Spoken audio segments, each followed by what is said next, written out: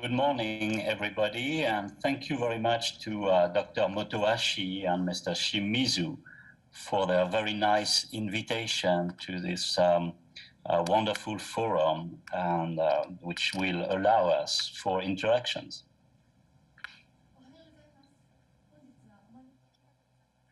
I have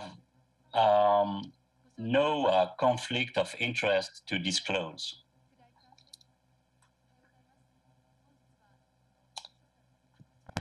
おはようございます。本日はご招待いただきまして誠にありがとうございます。清水先生、本橋先生に心から感謝申し上げます。この素晴らしい会議でお互いの意見を交換することができればと思います。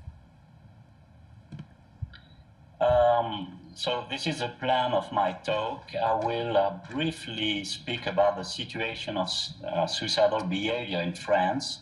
before COVID-19. Then I will give a very brief overview of suicide prevention in France, and I will finish with a few words and statistics about suicidal behavior since COVID-19 in France. 本日の私の講演の中には利益相反はございません。さて、こちらをご覧ください。今日はこのようなテーマでお話をしたいと思います。まず、フランスにおける自殺行動、コロナ発生以前はどうであったか、そしてフランスにおける自殺防止措置としてはどんなことを行っているか、さらにいくつか数字を挙げながら、この新型コロナ拡大感染の中でどのように自殺行動が変わってきているかということについてもお話しできればと思います。So there are around 10,000 deaths by suicide each year in France, mainly affecting males between 35 and 64 years old. 全体像ですが、フランスにおける自殺者の数は毎年約1万人となっており、最も自殺が多いのが男性35歳から64歳の男性となっています。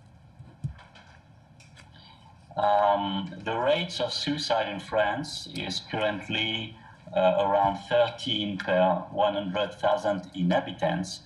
and the highest rates are found among elderly males. でこの自殺率ということを見てみますと、これは人口10万人あたりの数ということになりますが、13.5、そして特に高齢の男性に自殺率が高いということが分かります。The rates of suicide has been slowly decreasing since the beginning of the 1990s in France in both males and females. This is very good news. さて、この自殺率の数勢ですけれども、こちらでご覧いただいているのが総自殺率ということになりますが、基本的には1990年から徐々に低下傾向にあるということで、男女ともにこれは非常に喜ばしいことだと思います。However, the rates of suicide in France remains higher than the mean rate of the European Union. しかしながら EU 全体における平均と比べると、やはりフランスはまだ高いということも事実です。So there is still a lot we can do to decrease this rate, as many countries in Europe have been able to do over the past years. ということで、まだまだフランスはこの自殺予防ということに関してやるべきことがたくさん残っていると思います。すでに欧州の他の国々が過去数年にわたって取り組んできたことをフランスも鋭意行っていく必要があるということです。Regarding suicide attempt and suicidal thoughts, there are around 200,000 hospitalizations for self-harm each year in France. More in women than men, which is a classical stat, with a peak in adolescent female. These numbers are decreasing over the last years, but it is important to keep in mind that a lot of people who self-harm do not present at hospitals. でこちらでフランスにおける自殺行動についてご覧いただいています。自殺企図と自殺燃料と両方こちらで捉えていきたいと考えていますが、特にこの自傷行為による、つまりこの自分で怪我をして自傷行為を行って入院するということで考えていますと、年間約20万人となっています。女性の方が多いと、女性対男性3対1というのはこれは想定通りですが、このような形で自傷行為をこのように捉えたとしても、実は自傷行為を行ったけれどもしかし入院しなかったという人が 40% はいるということも忘れてはなりません。また自殺年度ということについてもこのような数字が上がっています。特に青年で多いということが分かります。特に、思春期の女性に多いということです。Regarding suicidal thoughts, the 12-month prevalence is around 5% in adults and 10% in adolescents, so it remains very high. 自殺燃料ということについて言いますと、12ヶ月の有病率は成人人口では約 5%、青年では約 10% 程度ということで、やはりこの数字も高い数字です。Although France is a country where very important books have been written, such as Durkheim's The Suicide or Camus' Myth of Sisyphus, the prevention of suicide only started after the Second World War. でフランスというのは自殺に関してもこの特にいろいろな有名な書籍がこの執筆された国ではあります。例えばデュルケームの自殺であるとか、カミューのシュースポスの神話などが書かれた国でもあるにもかかわらず、自殺対策が行われたのは第二次大戦後となっています。And it is important to keep in mind that suicide prevention started with private associations such as SOS Friendship, which was a phone line dedicated to responding to people in crisis based on the model of the Samaritans. そして一番最初にこれに取り組んだのがやはり民間の組織ということで SOS フレンドシップがまずは電話相談を始めました。これはサマリタンが行ったもともとのこの命の電話のような形の電話相談で、危機にある苦しい状態の人が電話をして相談をしてもらうというものです。The French Suicidology Society was created in 1969. そしてフランス自殺学会が生まれたのが1969年のことです。But the first report on suicide prevention dates from 1990. しかし実際に自殺予防に関する最初の報告が出されたのはずっと後の1990年のことです。As for every first report, it had a limited impact initially. But in 1993, the Prime Minister, Pierre Bérégovoy, committed suicide and it was a huge shock in France. 最初のこの自殺予防に関する報告というのは報告書として出されたけれどもそれほど大きなインパクトを持たなかったというのが事実ですが、しかしながら3年後の1993年ピエール・ベルゴボイ前首相が自殺したということがこの報じられますと全国に戦慄が走りました。After this, suicide prevention became a earth priority in different strategic plans. I won't go into details, but in 2000, some guidelines about suicide prevention were finally published. そして1996年に自殺予防が政府がたくさん持っているこの10の優先事項の一つに数えられるようになりました。その詳細については特にお話ししませんが、2000年代に入ってからこの自殺予防のガイドラインが誕生しました。In 2000, there was a development of first national training program that unfortunately did not survive. And in 2013, there was a creation of a National Observatory on Suicide that now publish reports every 2 years. The last report dates from 2020. そして2000年代の間に最初の全国トレーニングプログラムが誕生しました。しかし残念ながらこれは長くは続きませんでした。そして2013年には国立自殺動向観察センターが生まれました。この観察センターが2年に一度報告書を発行していますが、最新の報告書が2020年版となっています。And since 2018, we have a strategic plan called the Roadmap on Mental Health and Psychiatry. さらに2018年からは国家戦略たるメンタルヘルスと精神医学に関するロードマップが誕生しました。So this is the roadmap, and very briefly, regarding suicide prevention, the roadmap insists on the deployment of a national surveillance system called Vigilance. こちらでまずこの写真ご覧いただいたこれがこのメンタルヘルスと精神医学に関するロードマップということですが、この精神保健と精神医学のロードマップの内容について少しお話しします。特にこの中で重要な要素となってくるのが国家監視システムの展開です。これはビジランスという名前のシステムです。The second point is the development of a training program on suicidal crisis assessment and intervention for professionals and for gatekeepers. さらに2点目として専門家とゲートキーパーを対象とした自殺リスクの評価と介入に関する研修プログラムが挙げられます。The third point is the development of a training program for students in journalism, which take place with residents in psychiatry, which is called the Papageno program. そしてこのジャーナ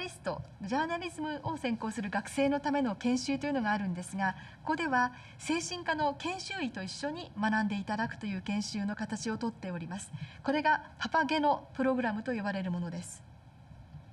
And then there is two more points which are planned for 2021 or 22, which is a unique national phone number for people in crisis, and a training program for GPs and train them for the diagnosis and treatment of depression. そしてこれから先プランドと書いてあるのが2021年から22年にかけて計画されているものなんですが、まずこのソーシャルネットワークであるとか電話番号、これを全国共通化していきましょうという取り組みがあります。それからもう一つが開業医のための取り組みなんですが、開業医がこの患者さんを見るときにこのうつ病の診断治療を行うことが十分にできるようにということで、そのトレーニングが予定されています。I'm going to very briefly present now vigilance and also the training program. それではビジランスとトレーニングプログラムについてごく手短にお話しします。Vigilance is a phone vigilance system that takes place during the 6 months after a suicide attempt. このビジランスというものですが、これは自殺未遂をした人に対してその後6ヶ月にわたって電話でサポートをする、そして電話でこの警戒をしながらサポートしていくというシステムです。So a person is seen at the emergency department by a psychiatrist after a suicide attempt. まず自殺未遂をした人はこの救急治療室で精神科医の受診を受けます。The psychiatrist informs the local vigilance center about the patient. そこでこの精神科医の方からそれぞれの地域のビジランスセンターにこういう患者さんがいるということについての情報が伝わります。And the vigilance center will call the patient at 10 days and at 6 months, and more often if needed. They never meet him, they just call him on phone, and if there is no answer, they will send him one or more postcards. こちらのセンターですが、電話をかけます。まず自殺未遂のあった日から10日後に1回、それから6ヶ月後に1回かけるんですが、状況に応じてもっと必要ということになった場合には頻回に電話をします。実際に会うということではなく、電話だけの介入となります。その際に電話をかけても出ないということになったときには、1通2通、ある程度の数のハガキを送るということです。They will also inform all treating healthcare professionals, including GPs or psychiatrists, psychologists, etc. そしてこのような形でこの状況について医療従事者に伝えていくと、例えば開業医であるとか心理学者であるとか精神科医に対して必ずこのアドバイスをしてくださいということで連絡を取ってまいります。The patient has a phone number they can call if they don't feel well. 心の調子が悪いときにはこちらに電話してくださいということで、自殺未遂者に対しては電話番号を共有します。And the professionals also have a specific dedicated phone number if they need advice about suicidal patient. それから特にこの専門職の方で自殺傾向のある患者さんに対して専門的なアドバイスが欲しい、助言が欲しいという場合にはそちらに電話をしてくださいという番号も専門家に対して与えられます。The general idea of the system is to maintain the links between all individuals, the patient and all the medical systems or social systems to take care of him or her. ということで、このようにこの自殺未遂をした人とその周りの医療者、すべてのソーシャルシステムのこの参加者たちがすべてつながっていくような、そういったリンクを提供する、これがこのビジランスの目的となります。So you see here our center in Paris for 2 million inhabitants. There is a doctor in charge of the center, and there are two people among four who calls patient. でこちらでこのセンターの写真をご覧いただいていますが、パリ市というのは200万人の人口がいるんですけれども、ここで今この当番で入っておりますドクターが写真に写っております。それからあと4人、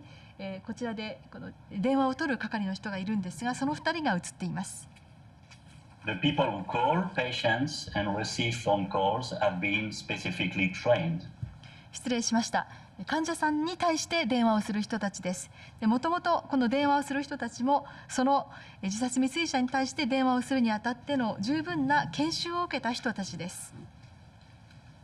You see here the map of France. In dark blue are the centers that are already opened, and in light blue are the systems that will be opened this year. So by the end of the year 2021, the whole metropolitan France should be covered by the vigilance system. このビジランスシステムがどのような地域をカバーしているのかということをご覧いただきますが、紺色と書いてあるところではもうセンターが開設されています。水色はまだなんですが、これも 年内にはすべて作られるということで、2021年の年末までにはすべてのこのフランスのメトロポリタンエリアに関しては網羅されるという形です。The second important point of the prevention program is a training program. It started in 2019 and it was designed by the French Suicidology Society. こちら今度は全国研修プログラムです。このフランスにおける自殺予防施策の大きな柱の2つ目というふうにご理解いただきたいと思います。これは2019年に開始された全国研修プログラムですが、これを統括しているのがフランスの自殺学会です。It's a two-day course on suicidal crisis assessment and intervention. And there is one program for healthcare professionals and one program for gatekeepers. でプログラムに関してですが、まず自殺リスクの評価と介入に関する2日間のコースがあります。でこの内容、まず1つ目が医療従事者に対してのプログラム、もう1つがゲートキーパーのためのプログラムです。It is organized with small groups of around 10 trainees, 10 to 15 trainees, and the trainees learn basic knowledge, but also practical aspect with role plays. 実際の研修の姿ですが、小さなグループでの研修となりまして、約10人から15人の方が1回に一度の研修を一緒に受けられるということになります。でその際には基本的な知識だけではなく、ロールプレイを用いて実務でどんな状況になるのかということについての確認を行っていくというものです。30 national trainers have been trained in France across all administrative regions, and they will train regional trainers who in turn will train local professionals and gatekeepers. こちらではまずこのトレーナーのトレーニングを行うということからスタートを切りましたが、フランスのすべての行政区域にわたる30人の方々に対してのトレーナー教育をして、そしてその上でさらに展開教育ということで、地元の専門家であるとかゲートキーパーに対してのトレーニングを行っていただきました。It's partly funded by public funds, but also through registration. We don't have data yet on deployment, unfortunately. こちらではこれはある程度は公的資金によって賄われているんですが、登録の際にお支払いいただく金額によってもサポートされているものです。展開に関するデータは残念ながらまだありません。I would like to briefly present now something that is not part of the national program, but that I've developed as a pilot project using simulation with actors. さて、ここからはこの国家プログラムではないんですが、それ以外のものとして我々の方で作り上げましたパイロットプロジェクトについてご紹介したいと思います。これはアクターを使ってシミュレーションを行うというものです。The idea is that basic knowledge is not sufficient to know how to deal with a suicidal patient. So we need very practical training to give students confidence and technique. こちらでその根底となっているのは、まず基本的な知識ということですが、基本的な知識があったとしても実際に自殺傾向のある患者さんに対処する方法を学ぶのには十分ではありません。ですからもっとずっと実践的なトレーニングをしようということで、その実践的なトレーニングを通じて、例えばそこで受講生であるとか、あるいはその他の方々が十分に自信を持って実務に臨むことができるようにしていきたいというものです。Literature shows that simulation with actors has some educational benefits in mental health. メンタルヘルスの世界においては、教育を行うにあたってアクターを使ってシミュレーションを行うと非常に効果的であるということが文献に示されています。So at the University of Paris, I gathered a group of experts to create 6 scenarios, train 3 actors and 6 trainers. We also purchased video material and created a room for simulation with actors. そこで2019年に私は6つのシナリオを作成しました。そして3人の俳優のトレーニングを、アクターのトレーニングを行って、そして6人のトレーナーも採用しました。またビデオも購入し、最終的には実際のトレーニングを開始しました。In 2020, we trained around 100 residents in psychiatry, and we are still training this year 100 more residents in psychiatry, in first year psychiatry. そこで2020年にはこの精神科のレジデントということで、この研修医の1年目の研修医を中心に教育を行っていったんですが、2020年にもうすでに100人、そして今年も今その作業に取り掛かっているところですが、今年も基本的には1年目のレジデントに関しての100人のトレーニングを行っていく予定です。We benefited from regional funding for these 2 years, and there is a very high level of satisfaction among residents. このような形で地域からの資金を得て2年間のトレーニングを行いますが、住民からは非常に高い満足度が報告されています。I won't have time to go through a one-day session, but we can talk about that later. この1日のセッションについてこの中に詳しく書いてあるんですが、これはちょっと時間の関係で割愛します。もしご関心がおありでしたら後ほどもう少しお話してもよいかと思います。So you see here a small group of 8 residents. 7 of them are watching their colleague, which is in another room, and they're watching her on the screen, and she is with an actor playing a female teenager. こちらでもともと8人のレジデントに教育をしているんですが、8人のうちの7人がこの部屋でビデオを見ています。でこのビデオの中で実際にトレーニングを受けているのが1人、その1人がアクターに対してこの介入を行っているところです。このアクターがティーネイジャーとしてこの演技をしているところです。So the scenario lasts 15 minutes maximum, and then we have 45 to 60 minutes of debriefing, and we work on specific objectives. でこのビデオについては15分間、そして45分から60分間、このビデオをご覧いただいた後にデブリーフィングということでまとめあるいは報告を行っていきます。ある目的に絞ってそのテーマの中心に据えた上でいろいろな議論をするというセッションです。This is a very powerful way of training because it is experiential. これは非常に経験に根ざしているという意味で非常に強力なトレーニングとなり得ます。I can answer more questions later. これについてのご質問はよろしければ後ほどお受けしたいと思います。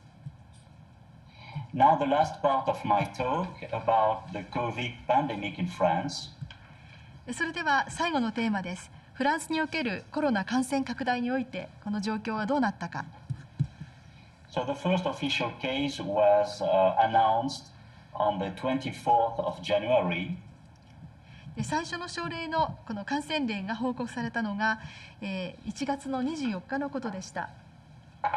We had the first very strict lockdown from mid-March to mid-May. そして非常に厳しいロックダウンを行ったのが3月半ばから5月の半ばでした。Then there was a slow reopening of restaurants, bars, schools, movie theaters, museums. そしてゆっくりとレストランやバーや学校や美術館などあるいは映画館などがまた営業を開始するという状況となっていったということです。But then number of deaths increased again, and there was a second lockdown from the 30th of October to the 15th of December. しかしながら死者の数がどんどん上がっていったということで、第2回目のロックダウンが行われたのが10月30日から12月15日のことでした。And since then, we had a curfew from 6 p.m. to 6 a.m. そしてこの12月15日にロックダウン終わっているんですが、その後も夜の6時から朝の6時までは、この夜間外出禁止というのは継続しています。And every week we listen to the Prime Minister, and we expect that there will be no third lockdown. こちらで毎週首相からのリリースが出ていますが、これから先も特に非常に厳しいロックダウンというのは計画されていないかと思います。The vaccination campaign started at the end of December. そして12月末からワクチンのキャンペーンが始まっています。So we don't know what the effect of COVID-19 will be on suicide death yet, because contrary to Japan, we have no real-time data. この自殺死に関する新型コロナの影響はどうなのかということについてですが、フランスの場合には日本と異なりリアルタイムのデータがありませんので、それはまだ分かっておりません。We currently have a delay of 4 years before we have information about causes of death. 死亡があった場合にその死亡原因を知るまでに4年間の遅れが生ずるという現状です。This is way too much. あまりにも長い遅れだと言わざるを得ません。So what I will present are the hospitalizations for self-harm. さて次にご覧いただいているのが自傷行為による入院です。And I will present the data from January to August, because data for September, December are not yet available. Very soon we'll have this data, but not yet. でこちらでこの2019年と2020年の1月から8月の間のみのデータが出ています。こちらですが、この9月以降のデータはまだ利用できないということになりますので、ちょっと古いデータが入っています。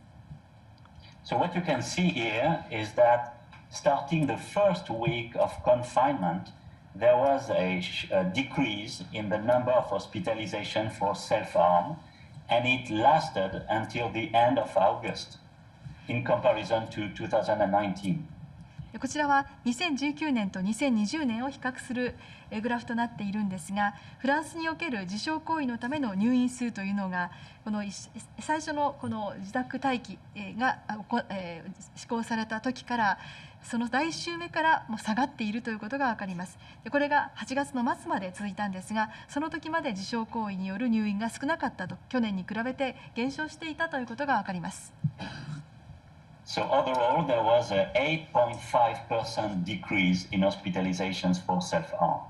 つまり全体で言いますと、自傷行為による入院は 8.5% 減少したということです。However,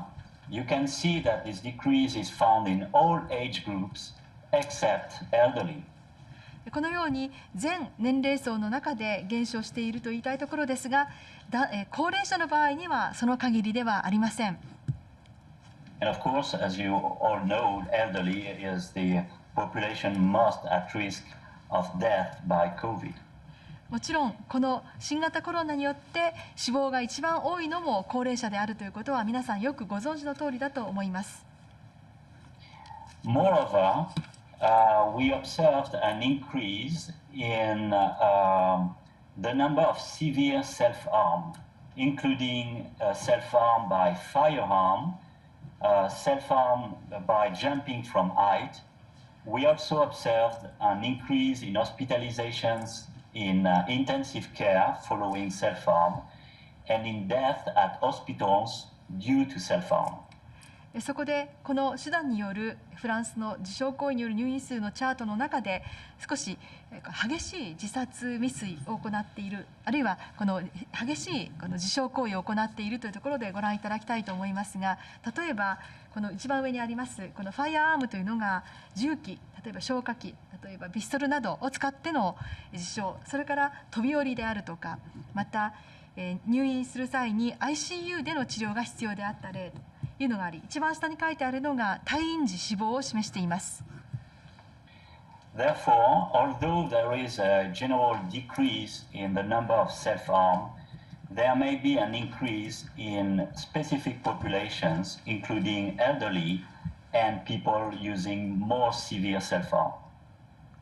ということで全体像としては自傷の数は減っている、自傷による入院の数は減っているということなんですが、しかしながらもっと細かく見ていきますと、高齢者による自傷の入院は増えているということと、それからまたもう一つ激しい手法でもって自傷を行う人の数は増えているということが分かりました。And finally, there was no correlation between the level of hospitalization for self-harm and the local rate of COVID infection, which was very heterogeneous at the beginning of the pandemic. でまずこの元々のフランスのこのパンデミックがどんな状況であったのかということを地域別で見てみますと、本当に地域によってまちまちであったという背景があります。それに対して、自傷行為による入院はそれとどんなふうにマッチングしていくのかということを見てみますと、そこには相関関係がありませんでした。So in summary, suicide remains a public health issue in France, and therefore we need a sustained and multidisciplinary effort to continue to curb rates. Clearly, multimodal prevention strategies are being implemented and are needed. And I think that training is a key axis of suicide prevention, but an axis that is often forgotten in suicide prevention programs. ということで最後にまとめをさせていただきます。自殺は現在でもフランスの公衆衛生上の大きな課題です。自殺率を抑えるためには持続的かつ集学的な形の取り組みが必要となります。そしてマルチモーダルな予防戦略が現在実行されておりますし、これは非常に必要なことだと我々は考えています。さらに